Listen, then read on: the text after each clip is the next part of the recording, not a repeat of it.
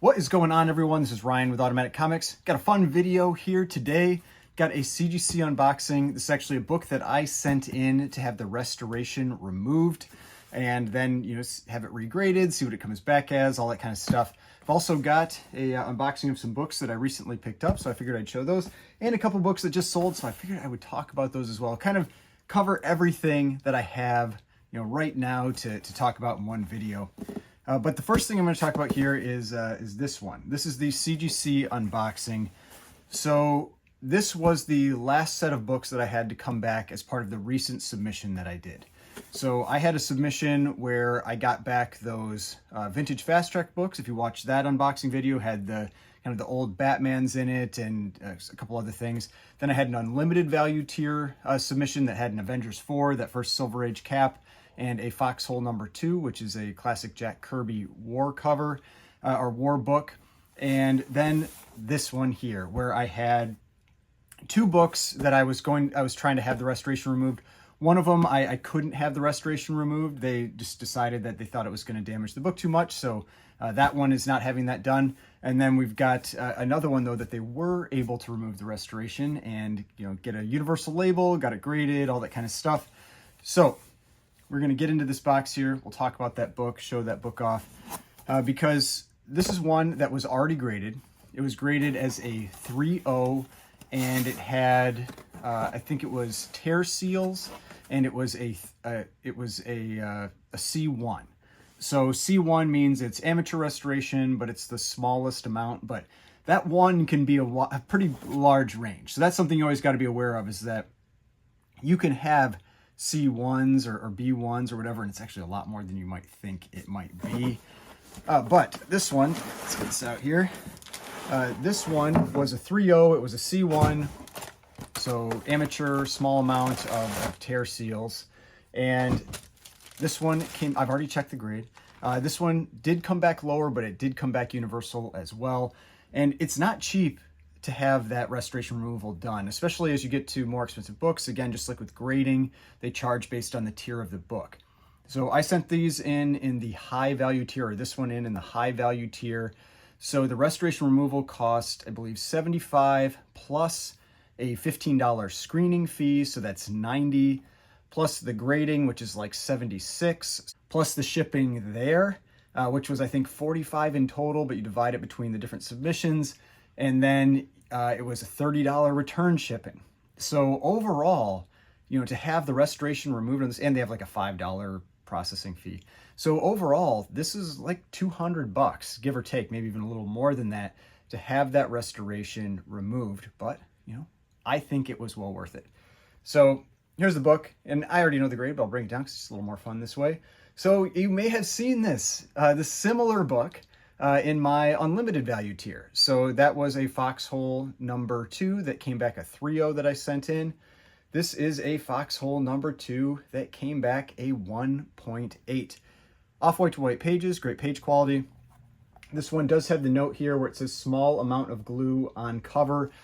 I've talked about that a number of times. You can have little notes like that on a blue label. It means that the glue isn't doing anything. It's not serving any purpose. It's not sealing any tear or reattaching a cover or anything like that.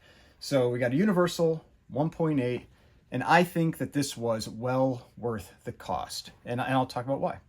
And it's because this book in a 3.0 restored, I paid, I think, around $550 for the book, not knowing if that restoration could be removed or not or anything.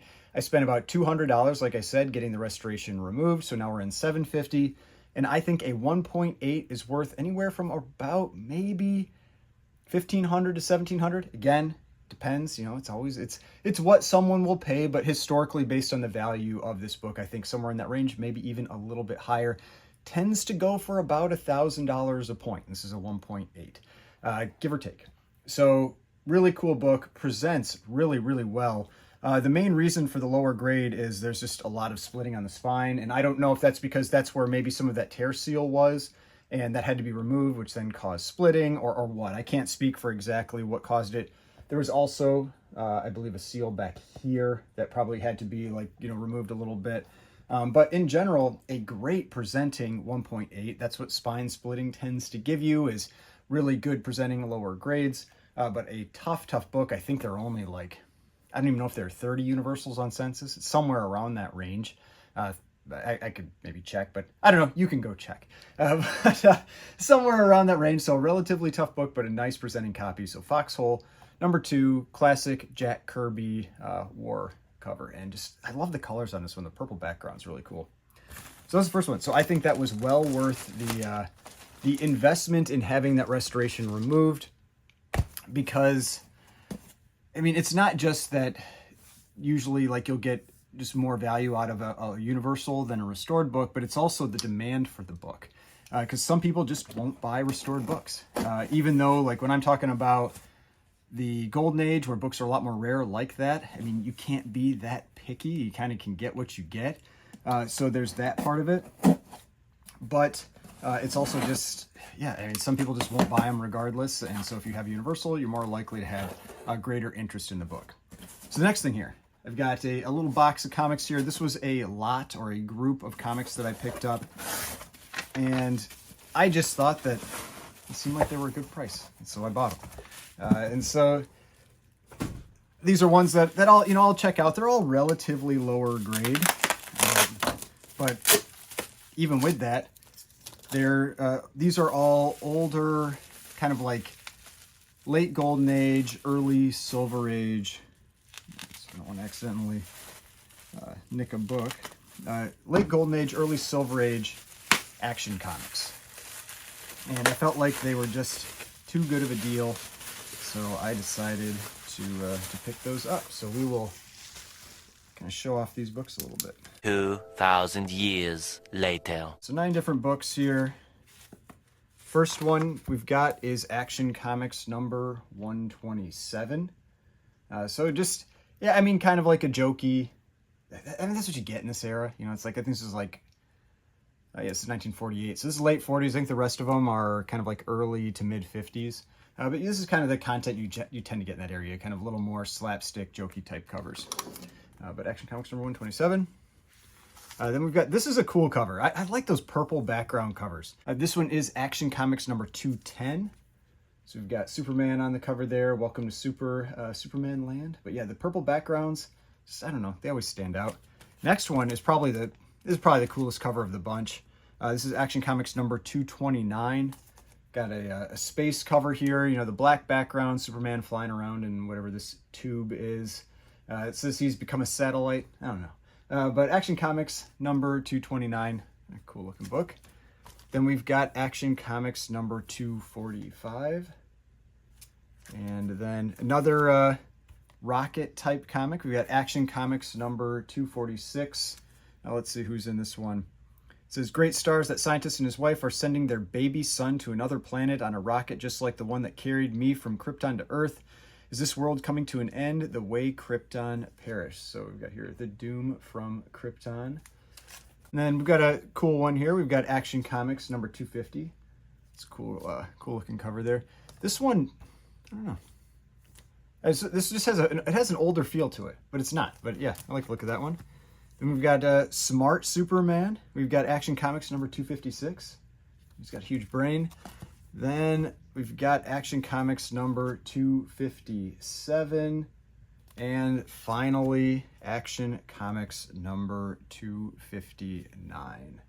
Where we've got Superman's childhood sweetheart and Lois Lane. So Lois Lane and Lana Lang on the cover there. So yeah, it was 9 books, but I just felt like they were too good of a deal, so I decided to pick them up. So those are the books I picked up. All right, last thing here. We've got a couple books that I sold recently. One pretty cool key comic.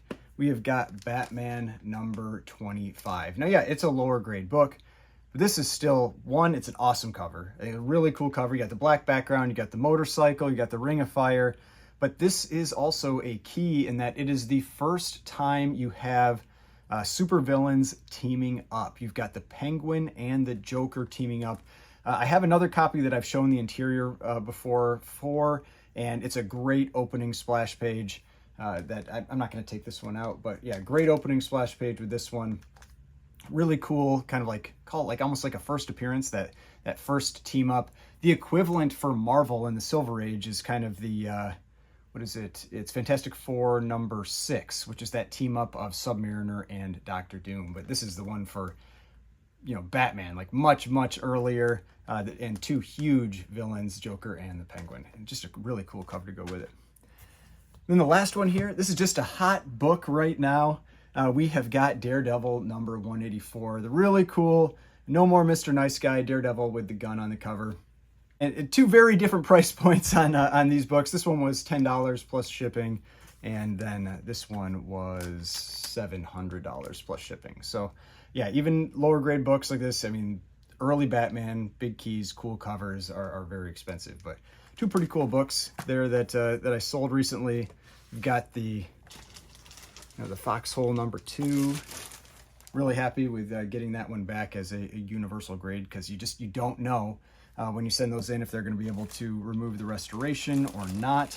And then all those Action Comics that I picked up as well. So hopefully you enjoyed this video, saw some cool stuff. If you did, please hit that like button, subscribe button, notification bell, and I will see you on the next one.